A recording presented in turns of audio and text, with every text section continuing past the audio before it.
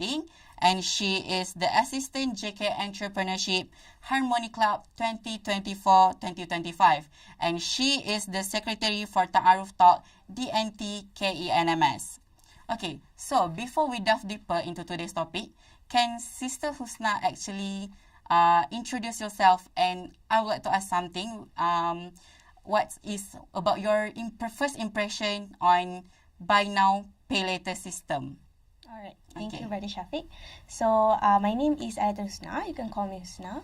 And I'm actually like very, I'm an accounting student, but I'm very interested in personal finance related to investing, savings, and also budgeting. And my first impression about Shopee Pay Later is actually kind of shocked, because like it's kind of like Shopee is giving everyone a credit card, because it's just like a credit card where you can swipe or touch as fast as you can, and you are not even using your own money, you are using another person's money, which is at this topic is actually Shopee's, not banks. Oh, okay. So now I actually understand a little bit about Pay Later, but I do think that some students use Pay Later, but they actually didn't know about how actually Pay Later works. So maybe Sister Husna could share with us about how actually Pay Later works. Okay, so Pay Later is when you want to, to make any purchases, whether it's online or in a face-to-face store. If it's online, you can, it's just like you scan, or if it's online, you can just touch it whenever you want to check out, and you can choose when you want to pay it. It's either for the at first month, it can be spread into 3 months, 6 months, and even 12 months. And depends on what month you choose, you can actually choose whether you want to pay interest or not. Oh, okay, I see. But Sister Husna, I believe that Pay Later actually usually used by students, right? Or maybe younger generation. So is there like any kind of different way of managing money among the younger generation and previous generation? Okay. In my opinion, normally, we as a newer generation, we love convenience, we love things that it's instant. So normally, we are, when we have Shopee Pay Later, it's like you can shop instantly, but you can pay it later. So like, it's very like convenience, and if you don't have any money right now, you can just, swipe it and whatnot. So yeah. Okay. But for our, older generation, they normally like, loves to save it a lot and then splurge it, like, anything at once. Okay, so actually we already know the difference, how actually the previous generation and old generation manage their money, right? Okay, but I think that Pay Later is very related to students' temptation to online shopping. So if you could actually describe Pay Later in one word, will you choose temptation, convenience, or trap? And why is it? To be honest, I personally don't like to put in something as, as a one, generalization. I would say it's just a tool. It depends on how you use it. If you are actually like, let's say suddenly your laptop is broken and then you need to buy a new one, but you don't have the, 2,000 ringgit, 1,000 ringgit. Shopee Pay is actually a good tool for you. Like you can use it. to buy your laptop instantly, but you can spread your installment into 3 months or 6 months even so. Oh, so have you been in that situation before? I've never personally been in that situation before, but I believe some people might have. And just like I said, Shopee SPay is actually a tool, so it can be a convenience, it can be a trap, or it can either be what is the other thing temptation. Again? Yeah, temptation. It's gonna be a trap if you want to buy the latest phone, iPhone 17. Yeah, it's gonna be a trap. Like but if you are looking for example, like if you are just looking for a new bottle, even though you have a lot, it's gonna be a temptation. Okay. Actually, I want to ask because I never use SPay Later, so I want to ask a little bit. If Sister Husna actually have used SPay Later, or maybe actually you always use SPay Later or not? Oh, okay. So personally for me, I actually have used SPay Later before because Shopee really like encourage us to use it. They even like go as far as giving us 20 ringgit discount if you check out using SPay Later. For like for me as an accounting student, I really like discounts and whatnot. Yeah, so okay, if they want to give me free money, I'm gonna grab it. Like obviously. Just like my sister. My sister also graduate from accounting also. Oh really? Yeah. Like we see everything as a tool, not like not just like a generalization into something. So like but for me, Shopee is very smart. Because when they portray SPay Later, not everybody know that you can choose. You might actually paying interest. They just like showing it. Oh, you can just spread it into 1 month, 3 months, 6 months, or 12 months. But if you dig deeper, if you are like if you love calculation, you will see that normally first month and the third month is 0 interest. But after that, it's actually like you are going to have to pay 1.5 interest for that. But sometimes it depends. Like sometimes it's only for first month if it's a huge chunk of money, and it can go up to 6 months. But normally 12 months is never without the interest. Oh, okay, I see. So actually we could choose, right? Yeah. The interest. Yeah, you can only see it when you want to check out, and then normally like it will put like a small things like recommended, or they say like 0 installment. So when they say 0 installment, it's actually like 0 interest. Okay. So I think there will be no problem for accounting student to manage their money, right? But I want to ask Sister Husna from your perspective. Maybe from my perspective, I would say SPay Later make us overspend and so on. But from your perspective, does SPay Later actually make us responsible or actually overspending? Okay, which one? To be honest, SPay Later definitely encourage us to overspend because by giving us the option to sometimes like instead of you buying something for 50 ringgit at once, it feels like a lot, it feels heavy. But Shopee SPay Later gives us option to spread it out into only 8 ringgit per month. It sounds like 50 ringgit with 8 ringgit. 8 ringgit feels like a lot lighter than that. But you actually like paying it for 6 months. Like it's actually the same amount, but it just it psychologically makes us feel like, oh, I can afford 8 ringgit. Yeah, actually this is psychological thinking, right? Yeah, definitely. Because if we could manage our money right, so then we could like 8 ringgit for this month, 8 ringgit for next month. Okay, but I also want to ask if we have SPay Later that use BNPL, right? Yeah. Is there like any other apps that maybe I don't know actually, so I want to ask Sister, is there any other app that apply BNPL system service also? I've heard that like in other country, I've heard that DoorDash using it, but in Malaysia I'm not really sure about that. But in other countries it's actually like kind of common now. just like, we are kind of common with Shopee Pay Later. Oh, okay. Now I understand that. Actually, 𝑠Pay Later is very new, right, in our country. Okay, so I think we actually discussed lots of things about 𝑠Pay Later, and you guys at home already learned from Sister Husna about 𝑠Pay Later. So maybe you guys could take a note from her advice and imply it next time, like how you guys need to manage your money. Okay, so I think we will be right back after this, and stay tuned for our next segment. Pecuniary, it's all about ringgits.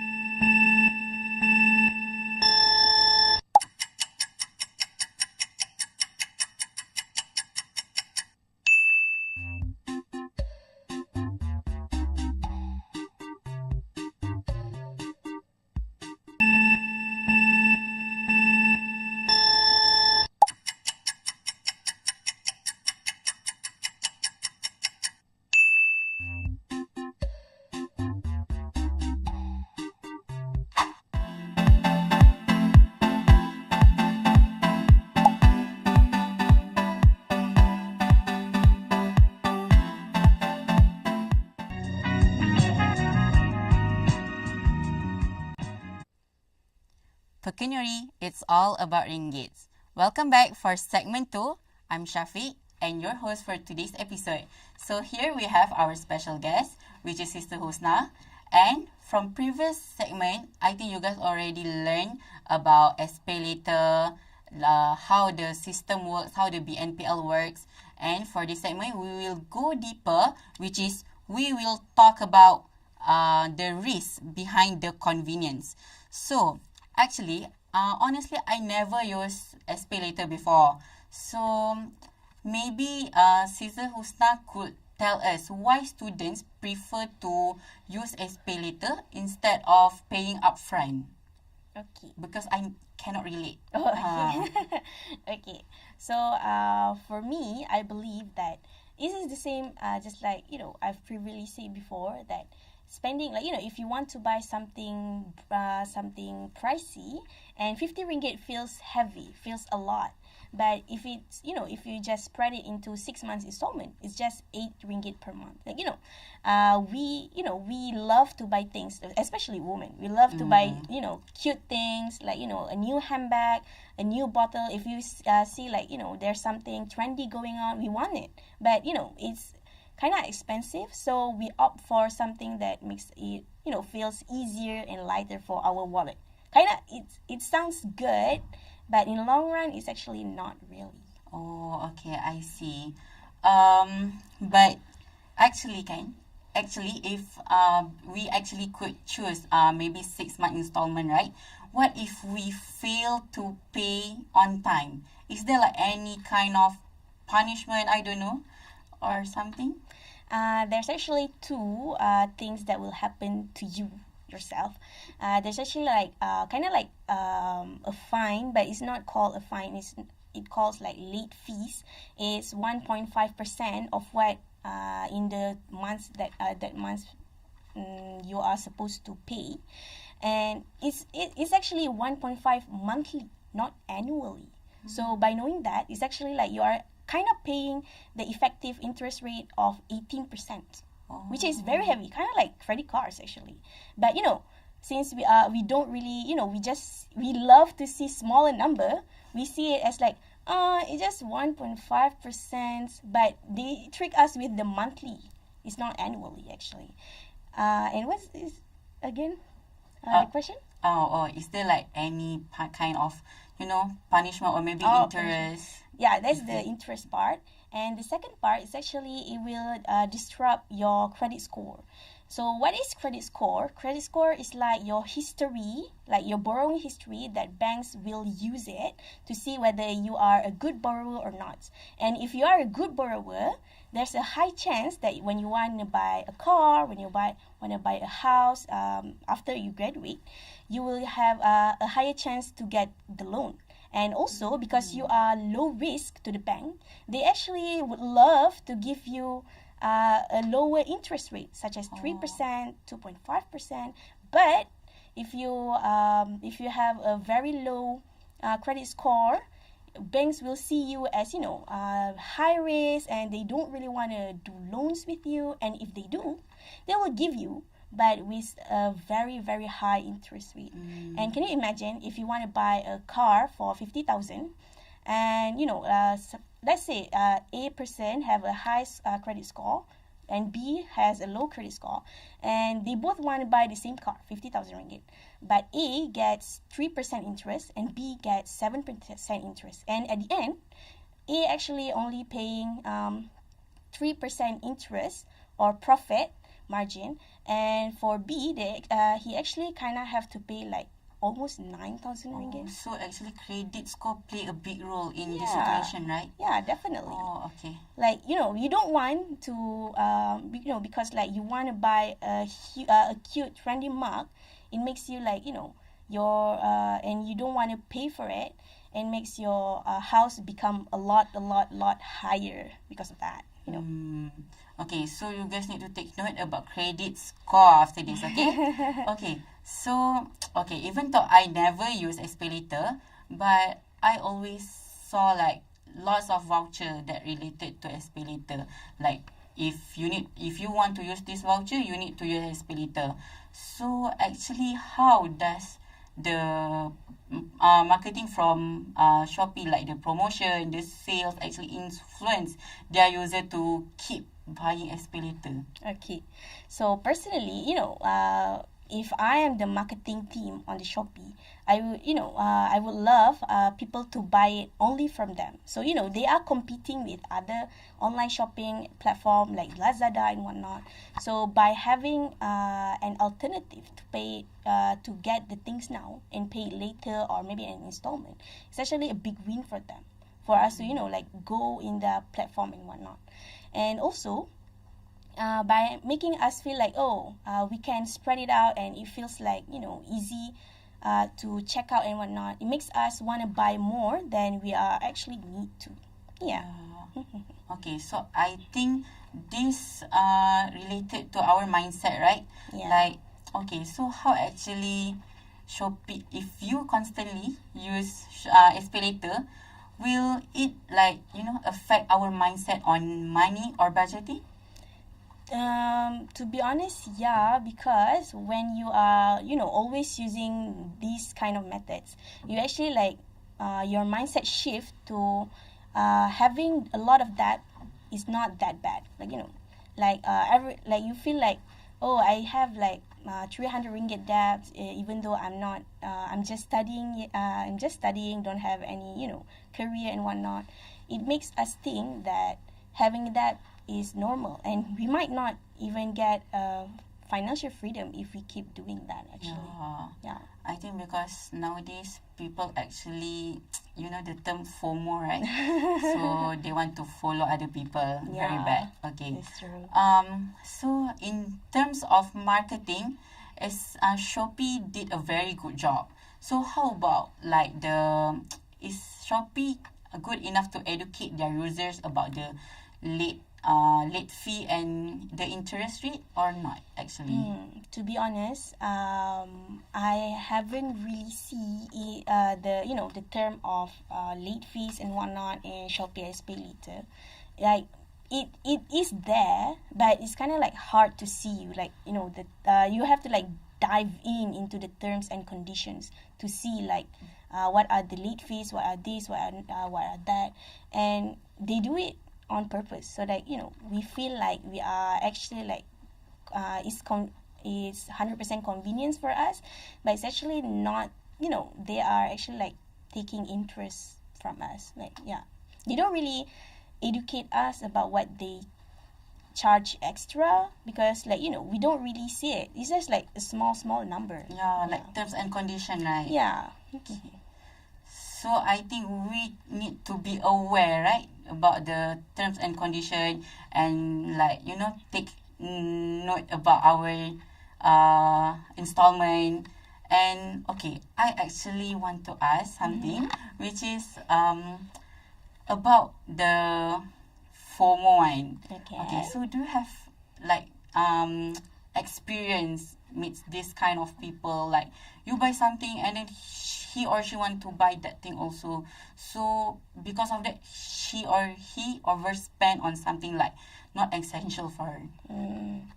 For me, I'm afraid she's hearing this, but I'm sorry. But one of my friend, she's actually like kind of like always kind of impulsive. And one time, there's like a brand that is kind of like suddenly famous. Do you know 𝒂𝐿𝑎𝑘𝐿𝑎? Yeah, like, suddenly, I know. And then like she spends like a lot of money there. I'm not sure how much clothes that she buys, but I've heard from her friend it's like hundreds that she spent on it, and now she didn't even use any of it. And same goes to Montego. Like she wants to, like, she begs her mother to buy it. I actually plan to buy Montego. But now it's actually like kind of cheap, like only 30 ringgit something. Yeah. Like for the big bottle, maybe less than 100. I think. Yeah, that's true. And then like and the sad thing is when she buys the Montego, like the parcel is lost, and because of the FOMO, she buys the second one. Like like that's how FOMO is like affecting certain people. So I hope that not only for you guys, but for me personally, FOMO is like kind of like very, very hard for us. It is like psychological thing, right? So like we have to like make sure that we have like a huge self-control and whatnot. Yeah, I actually agree about that, because I also FOMO about the other things like the blind box. Okay, so I think we actually learned lots of things for this segment, which is we already knew about the risk, about the interest that we might get if we pay late, right? And then we also learned about the FOMO one. Okay, so maybe sister could add a little bit of advice for FOMO one. To me, spending is not a bad thing. Spending, we are humans. We need to spend. We need to eat. We need, we need things to live. But make sure to do a budget for that. Like for example, like if you have you got 800 ringgit from scholarship, make sure that you separate it into maybe like 60 ringgit, maybe like normally like 50 ringgit is enough. 50 ringgit for needs, and maybe like 100 ringgit for whatever you want. Like for example, like you want a Zeus, you want to buy something, something cute, want an outing and whatnot, and the rest, make sure it goes towards saving. Okay, so I think we need to take a break, and we will be right back. Stay tuned. Pecuniary, it's all about ringgits.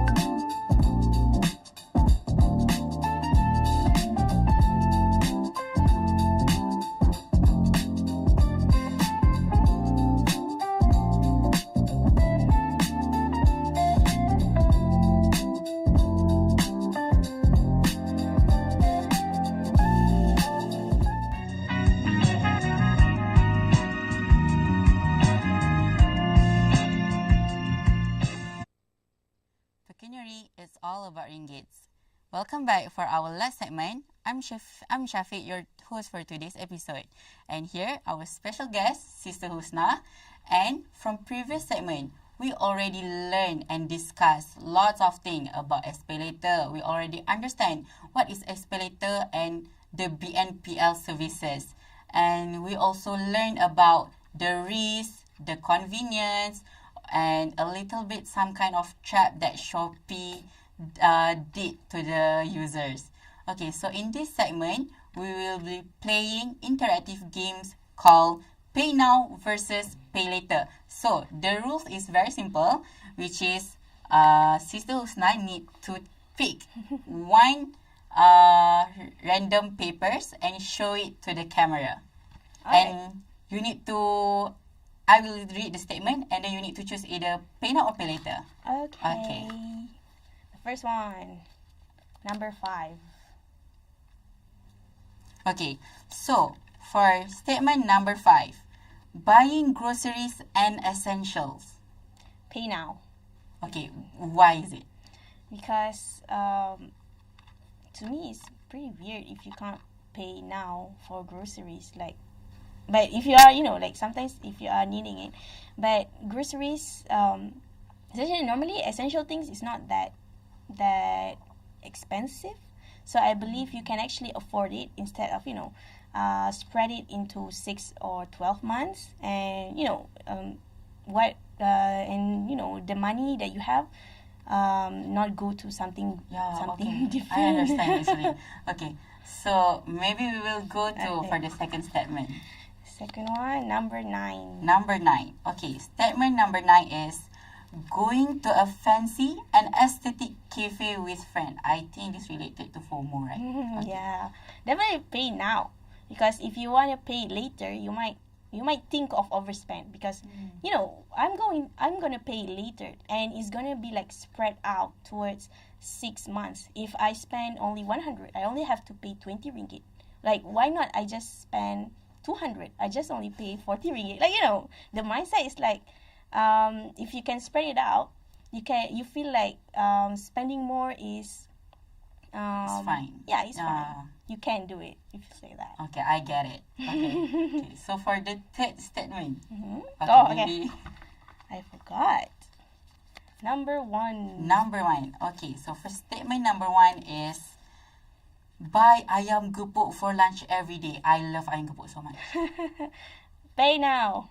And if you want cheaper ayam gepuk, go to camps. Don't go outside. Outside is too expensive. It can go up to like 15 ringgit.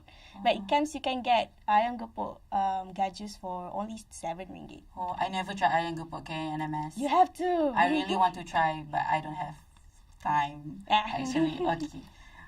Okay. So maybe we could go to the next statement. All right. Number 7. Number 7. Okay, number 7 is buy medical supplies or medicine. Oh. I think pay later. If it's expensive, sure, because they are essentials. But if it's cheap, just pay now. Because I think it actually depends on the person, right? Yeah. If maybe he or she has limited income, so then we need to pay later lah, because it is very essential for us to consume the medicine, right? Yeah. Okay. And make sure to choose the one that doesn't have the interest, because the first thing is that you are paying more for less, and the second thing is it's haram. So don't do it, and why not? Yeah. Okay. So we will go for the next step. Okay. Next one, number 4. Okay. Number 4 is RM99 shoes on 11/11 sale. Oh.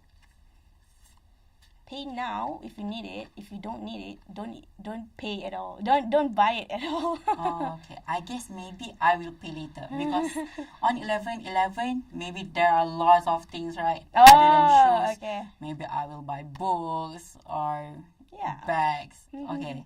If it's an essential, sure, go for it. If it's if it's just like you already have 3 shoes, like sport shoes, and you want to get the 4th one, like, why bother? Just don't buy it. Okay. It Okay, depends. so for the last statement. The last one. Okay, the last one. Number 2. Number 2. Number 2 is craving RM15 bubble tea after class. Pay now. Why do you need to pay later? So, actually, is there any like bubble tea in here? Yeah, there is in 𝐂𝐥𝐢𝐚𝐭. Yeah. I forgot. Okay. If it's in, I'm not sure if zoos have it, but in camps, 𝐂𝐥𝐢𝐚𝐭, they do have. Okay, so actually we learned lot of things from this game, which is either we should pay now or pay later. Maybe it depends on how important that things, right? Okay, so I actually thinking of like some students really love to overspend. So how we need to build self-control on when facing shopping online. Oh, okay. Self-control is, something that is big, something that is like, like kind of a willpower. Because sometimes when we see about financial, we only see the numbers, we only see the statistics, we only see, the things that doesn't really relate to us as humans. But do know that our spending habits is actually like very near or very like similar to our psychology.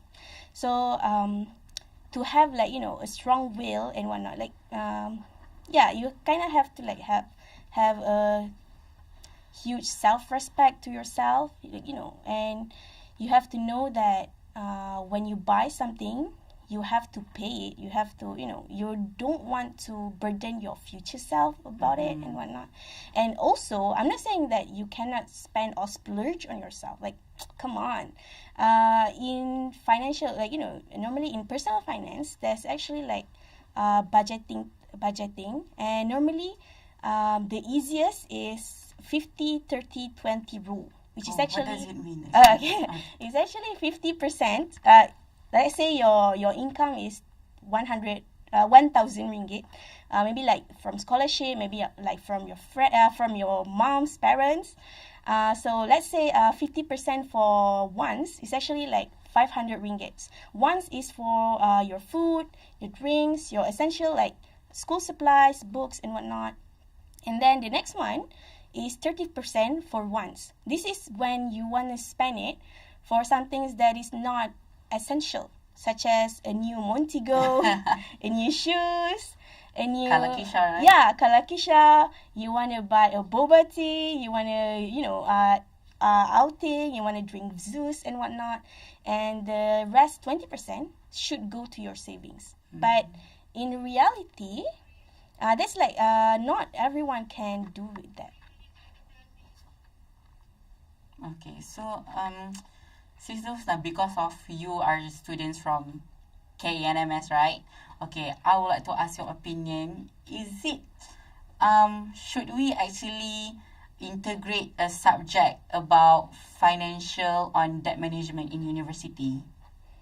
For me, I would say so, because like, we usually learn about huge stuff, about big things. Like, for example, like the World War history, maybe like the statistic, the mathematician and whatnot, but we don't really go to our day-to-day life knowledge or I so agree. like it's like you go through the university for 4 years, and then when you go out, you don't even know how to apply loans, you don't even know how to differentiate between annual effective rates and whatnot. So for me, like having knowing the financial things for for our daily life is very important. It might not become a subject, but maybe like something that is like co-curriculum and whatnot. Because if it's become a mandatory subject for me, for camps, maybe it's gonna be like something that is we already understand, and it's like, why do we need to take this class again? Yeah, like my sister. She is very, kind of strict about budget. Yeah. Okay, so like Sister Husna, do you have like any kind of advice for students who use Pay Later? Obviously not me because I'm not using SP Later. Okay. So for me, I wouldn't say like, I wouldn't say like don't use it at all. It's a tool. Like any tool is good. For example, like credit card even, if you actually pay all of the debt on time, you can actually get a good credit score, and you can use it to redeem like a flight, redeem like free things around. It's a good tool, just like SP Later.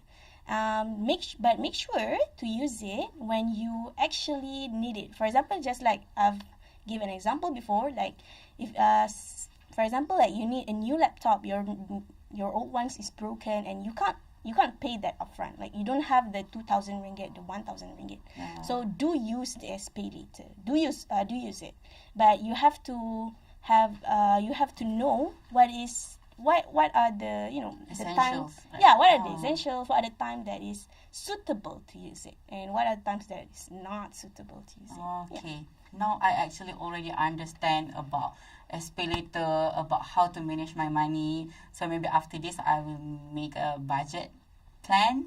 Okay. So I think you guys at home also learn lots of things from Sister Husna. So I would like to thanks Sister Husna for coming for today's session. Thank you juga, Brother Syafiq. Okay, you're welcome. Okay, so I think you guys at home can take note from what Sister Husna taught us for today's session.